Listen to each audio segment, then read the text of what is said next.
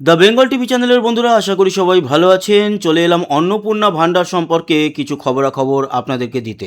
এই BJP government পশ্চিমবঙ্গে যখন নতুন সরকার গঠন করে ক্ষমতায় এলো, তখন প্রথমেই তারা বলেছিল বজ্র আটুনি আমরা কিন্তু রাখবো, অথচ ফসকা গেরো হয়ে গেছে। প্রচুর ভুলভাল মানুষজন পেয়ে গেছে অন্নপূর্ণা ভাণ্ডার, কিন্তু টনক নড়েছে পরে। আরে হ্যাঁ, এ তো তাড়াহুড়ো করতে গিয়ে প্রচুর বড় ভুল করে ফেলেছি। ফলে তারপর সব বন্ধ করে দেওয়া হয়েছে। বন্ধ করে দিয়ে তারপর ঝাড়াই বাছাই হয়েছে। ঝাড়াই বাছাই হওয়ার পর আজকের ডেটে দাঁড়িয়ে যেটা দেখা যাচ্ছে, মোটামুটি 10ই জুলাই পর্যন্ত যারা অ্যাপ্লাই করেছিলেন তাদের নাম যেগুলো এসেছে ঝাড়াই বাছাই করে, তারা কিন্তু সোমবার মানে 17ই আগস্ট সঠিকভাবে অন্নপূর্ণা ভাণ্ডার এবার পেতে চলেছেন। আর এই যে মহিলারা 17 তারিখ থেকে পাওয়া শুরু করবেন, ঝাড়াই বাছাই চলবে, তারপর যারা পাননি বা পাবেন না তাদের মধ্যে থেকেও আরও বেশ কিছু বেরিয়ে আসবেন যেই মহিলারা পাওয়ার যোগ্য ছিল। কেন? তার পিছনে কারণ আছে, আমি সেই কারণ নিয়ে পরে আলোচনায় আসছি। তার আগে বলে রাখি, কারা কারা পাবেন না আর কারা কারা পাবেন, এই বিষয়টা আপনাদের সামনে একটু ক্লিয়ার হয়ে যাওয়া দরকার। এই মুহূর্তে দাঁড়িয়ে সরকার যেরকমভাবে বলেছে, যদিও আবারও বলছি, এই ভোটের আগে যে প্রচার হয়েছিল বিজেপির তরফ থেকে, সেখানে কিন্তু এত ক্রাইটেরিয়া ছিল না। তবে আপাতত যখন ক্রাইটেরিয়া এসেছে, সেই ক্রাইটেরিয়াগুলোকে আমাদের বলতেই হবে যে এই মহিলারা কিন্তু পাবেন না। কারা? প্রথমেই বলে রাখি, সরকারি চাকুরিজীবী যেই মহিলারা রয়েছেন, ওনারা কিন্তু এই অন্নপূর্ণা ভাণ্ডারের আওতার বাইরে। সেই সরকারি চাকরিজীবী মানে যে কোনো সরকারি চাকরিজীবী। এবং এটাও আপনাদের জানিয়ে রাখি, শুধু সরকারি চাকরিজীবী নয়, প্যারা টিচার এবং সরকারের বহির অন্তর্ভুক্ত যে ক্যাটাগরিগুলো রয়েছে, যেমন সিভিক ভলেন্টিয়ার, আশাকর্মী, এনারা যারা কাজ করেন ওনারাও কিন্তু পাবেন না। অঙ্গনওয়াড়ি, এই মহিলারাও পাবেন না, যেহেতু তারা যে স্যালারিটা বা পেমেন্টটা পান সেটাও এক প্রকার সরকারের ঘর থেকেই আসে। এটা হচ্ছে গিয়ে প্রথমেই এই মহিলারা এখান থেকে বাদ চলে গেলেন। এবার আসি, যেই মহিলারা প্রাইভেটে চাকরি করেন কিন্তু মাস গেলে মিনিমাম 10,000 টাকা ইনকাম করেন, সেই মহিলারাও কিন্তু এখানে অন্তর্ভুক্ত হতে পারছেন না।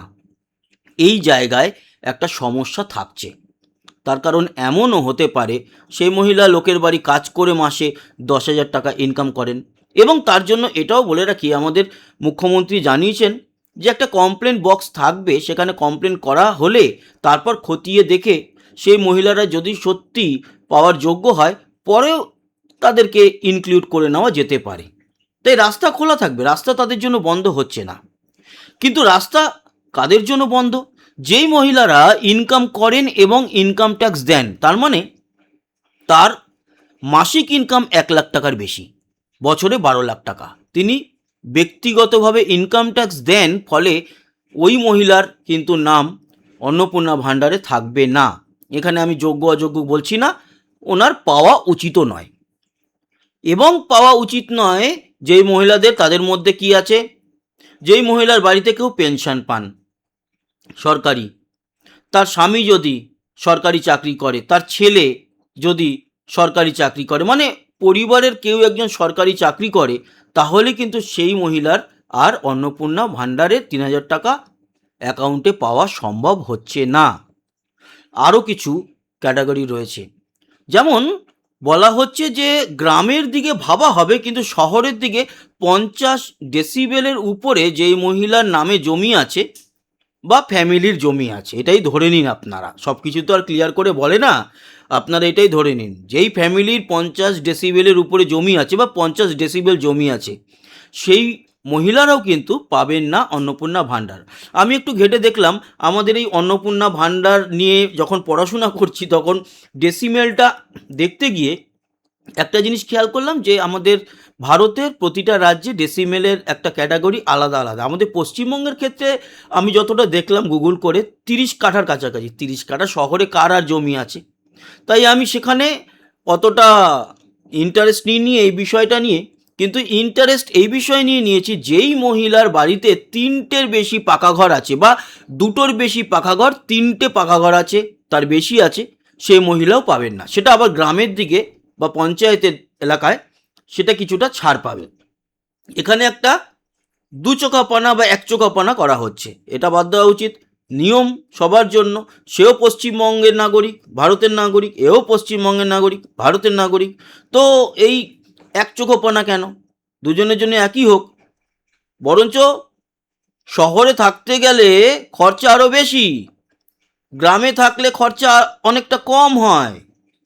তো সেটাও তো একটু ভাবা উচিত যে শহরে থাকলে খরচাটা বেশি হয় একজন মানুষের, সেদিকটা দেখে তো উল্টো করলে বেটার হতো না? গ্রামের লোককে বেশি সুবিধা পাইয়ে দিতে গিয়ে শহরের লোককে বঞ্চিত করা হচ্ছে। অথচ দেখা যাবে হয়তো ওই গ্রামের মহিলা সে হাঁস পালন করে, ছাগল পালন করে, তারপরে মুরগি পালন করে, ডিম বিক্রি করে, গরু পালন করে, সেগুলো তো আর কখনো ওই প্যান কার্ড বা ইনকামের জায়গায় দেখানো হয় না, সব ওই ক্যাশ টাকা ইনকাম। সেগুলো করে উনি হয়তো অনেক ভালো আছেন। অথচ শহরের সেই মহিলা কিছুই করতে পারবে না। শহরে তো কোথায় গরু পুষবে, কোথায় মুরগি পুষবে, কোথায় হাঁস পুষবে? ঘরে একটা কুকুর রাখলে সেটা নিয়ে ঝামেলা হয়। তো সেখানে কি হাঁস মুরগি রাখবে? সেই মহিলা তো আরও সমস্যায় আছে। তো এগুলোকে খতিয়ে দেখা উচিত, এই বিষয়টাকে ভাবা উচিত। আপাতত শহরে যেই মহিলাদের নামে বা যেই মহিলাদের বাড়িতে ফ্যামিলিতে 3টের বেশি পাকা ঘর রয়েছে, ওনারা পাবেন না। তো সেটাও একটা কিন্তু অন্যরকম দিকে যাচ্ছে, এই জায়গাটাকে ভাবা উচিত। আর ওই 10,000 টাকা যেই মহিলা ইনকাম করে প্রাইভেটে, সেই মহিলাকেও দেওয়া হবে না। এই দুটো জায়গা নিয়ে একটুখানি সমস্যা আছে। বাকি যেই বাড়িতে প্রাইভেট গাড়ি আছে 4 চাকার, বাইক নিয়ে কোনো ব্যাপার নয়, ফ্রিজ, টেলিভিশন, এগুলো নিয়ে কোনো ব্যাপার নেই, কিন্তু যেই বাড়িতে 4 চাকার প্রাইভেট গাড়ি আছে সেই বাড়ির মহিলাকেও সম্ভবত, কেন বলছি কারণ এটা নিয়ে ক্লিয়ারেন্স দেয়নি সরকারের তরফ থেকে, কিন্তু খবর আছে এনারাও পাবেন না। এর বাদে যেই মহিলারা রয়েছেন ওনারা পাবেন, সেটাও কম করে না হলেও 1 কোটির উপরে যাবে। কিন্তু এখন প্রশ্ন হলো যে সত্যিই কি তারা 17 তারিখে পাবেন? হ্যাঁ, পাবেন। 17 তারিখে প্রচুর মহিলাদের অ্যাকাউন্টে পাঠানো হবে। এবং এটুকু বলে রাখি, এবার যে ঝাড়াই বাছাই যতটা হয়েছে, সেক্ষেত্রে সেই অ্যাঙ্গেল থেকে ঝাড়াই বাছাই ভালো হচ্ছে, চলছে। বাদ যাবেন, এখনো পর্যন্ত অনেক যোগ্যরা পাবেন না, এটাও বলে রাখি। অযোগ্যরা তো বাদ যাচ্ছেই, অনেক যোগ্যরাও পাবেন না। আচ্ছা, অযোগ্যদের মধ্যে আরও একটা ব্যাপার আছে, আবার অযোগ্য কথাটা ইউজ করলাম।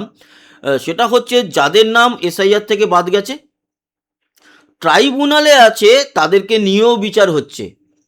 তারাও যে এক্ষুনি পেয়ে যাবেন সেরকম নয়, যতই বলুক না কেন, তারাও পাবেন না এখন। কিন্তু যাদের নাম বাদ গেছে এসআইআর থেকে, ভোটাধিকার কেড়ে নেওয়া হয়েছে, ওনাদের তো পাওয়ার কোনো সম্ভাবনাই নেই।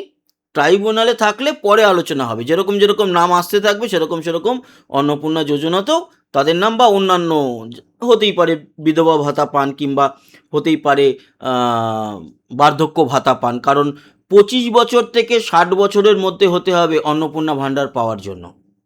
সেক্ষেত্রে কোনো মহিলা হতে পারে 60 বছরের বেশি, কিন্তু নাম বাদ গেছে এসআইআরে বা ট্রাইব্যুনালে আছে, তো ওনার বিধবা ভাতা বা ওই বার্ধক্য ভাতা, সেটা নিয়ে অন্য আলোচনা। অন্নপূর্ণা ভাণ্ডার তিনি পাবেন না, এই মহিলারা পাচ্ছেন না। কিন্তু যারা পাবেন বলা হচ্ছে যোগ্য, কিন্তু আমাদের অপেক্ষা করতে হবে সোমবার পর্যন্ত। সোমবার কিন্তু আপনারা আমার এই কমেন্ট বক্সে লিখবেন যে হ্যাঁ আপনি পেয়েছেন, আর যিনি পাননি তিনিও লিখবেন যে আমি পাইনি কিন্তু আমি যোগ্য। কেন আপনি যোগ্য সেটাকে নিশ্চয়ই আপনি মেনশন করবেন। আর মেনশন করার পর যদি আপনি সত্যি পাওয়ার যোগ্য হন, তাহলে আমি কথা দিচ্ছি আমি আপনার কথাটা ঠিক জায়গায় তুলে ধরব। আমাদের সঙ্গে সাবস্ক্রাইব করে জুড়ে থাকবেন। আবার দেখা হচ্ছে অন্যান্য খবরাখবর নিয়ে। ততক্ষণের মতো টাটা।